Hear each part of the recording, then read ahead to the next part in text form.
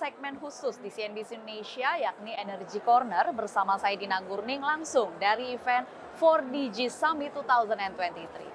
Kemajuan teknologi sudah tidak bisa lagi dibendung. Seluruh bisnis di dunia melakukan transformasi digital. Salah satunya juga adalah yang dilakukan oleh BUMN di Indonesia yang bergerak dalam sektor energi, yakni Pertamina. Dan untuk berbicara upaya apa saja yang sudah dilakukan oleh Pertamina terkait dengan transformasi digital, sudah bersama dengan kami Direktur Penunjang Bisnis Pertamina, Bapak Eri Widyastono. Apa kabar Pak Eri? Baik, alhamdulillah. Ini kita sedang ada di booth Pertamina di 4DG Summit ya, luar biasa. Boothnya lumayan ramai ya Pak Eri.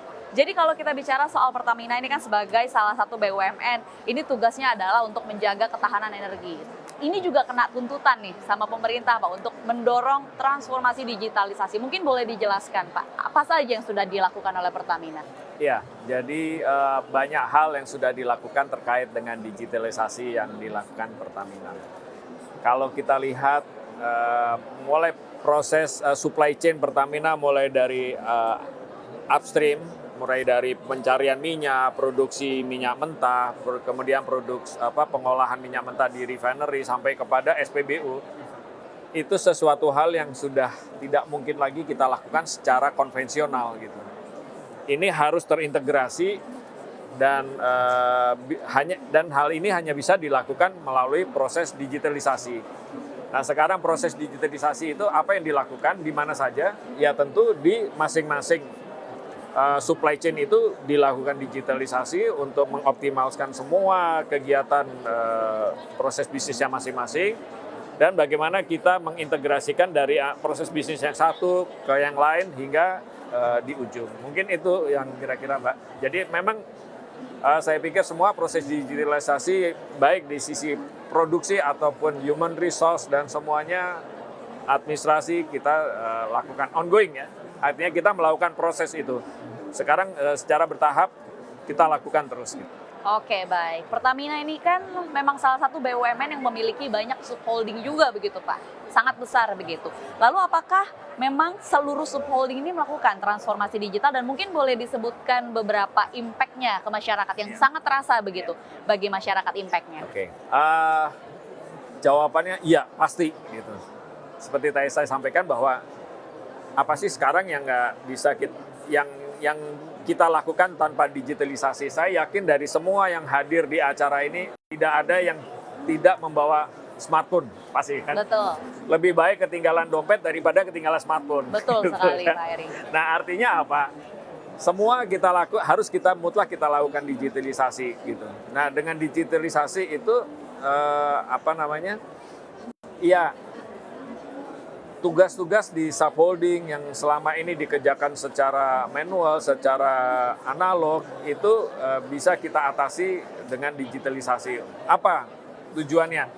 Ya kita bisa mendapatkan benefit sisi efisiensi, kita bisa kecepatan, akurasi data dan tentunya mengurangi human error yang terjadi dan sebagainya.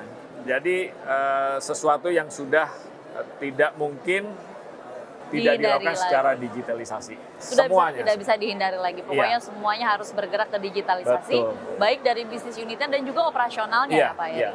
Oke, baik. Berkaitan sama jawaban Bapak tadi, sebenarnya kalau dilihat dari upaya transformasi digitalisasi ini kan pasti ada keuntungan yang didapatkan. Salah satunya adalah efisiensi, kemudian mengurangi human error.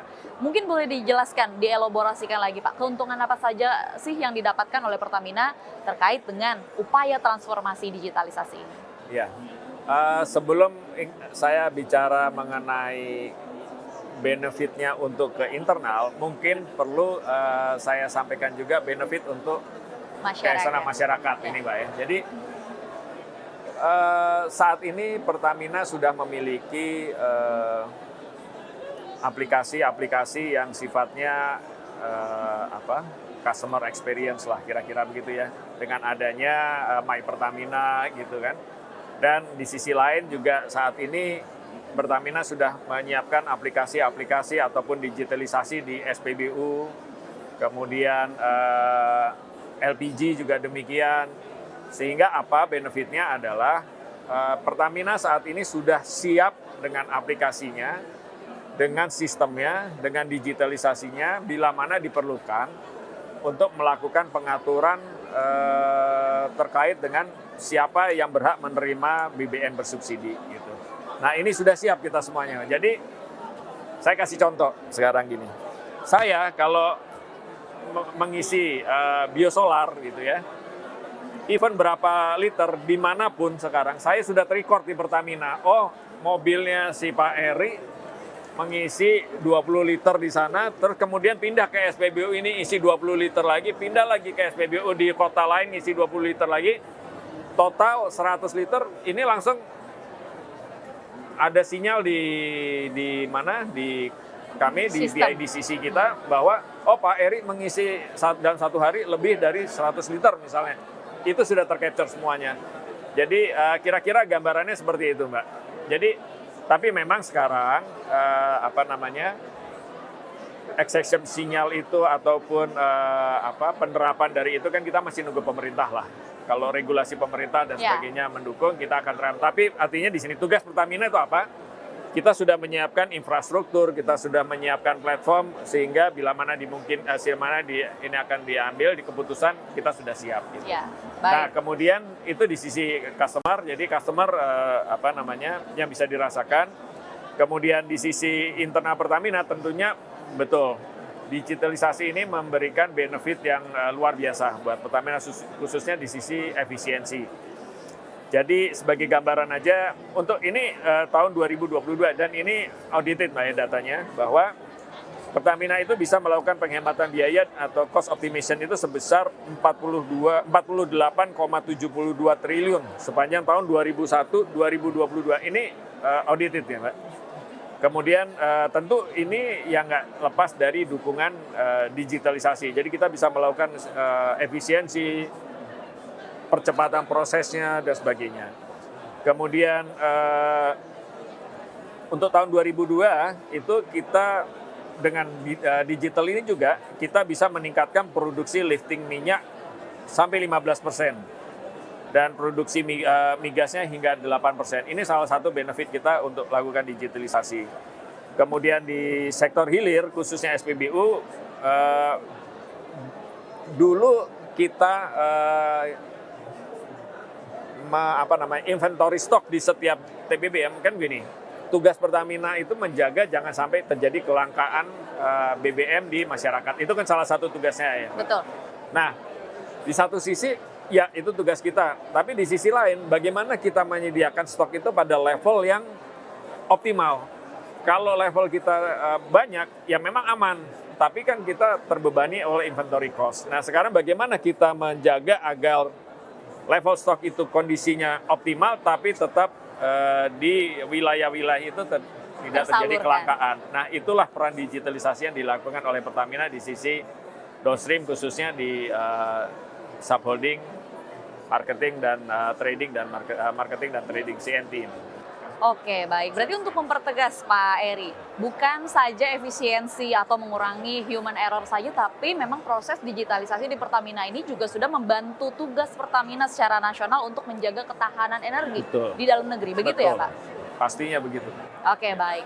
Nah, ini kan salah satu topik yang sedang dibahas kalau kita tahu bahwa Presiden Joko Widodo ini baru saja menetapkan bursa karbon. Ini menunjukkan bahwa memang pemerintah ini serius begitu untuk menuju ke energi hijau. Salah satunya adalah EBT yang memang juga dilakukan oleh Pertamina dan menjadi bahasan juga di acara 4DG ini. Mungkin boleh dijelaskan Pak, kira-kira kalau dari transformasi digitalisasi ini, upayanya dan juga kaitannya atau dampaknya terhadap EBT, energi baru terbarukan yang dilakukan oleh Pertamina ini apa Pak? Ya, jadi seperti diketahui Mbak, banyak kalau kita bicara mengenai energi terbarukan sebetulnya kita bicaranya kalau saya melihatnya dari kacamata dekarbonisasi dulu lah. Ya.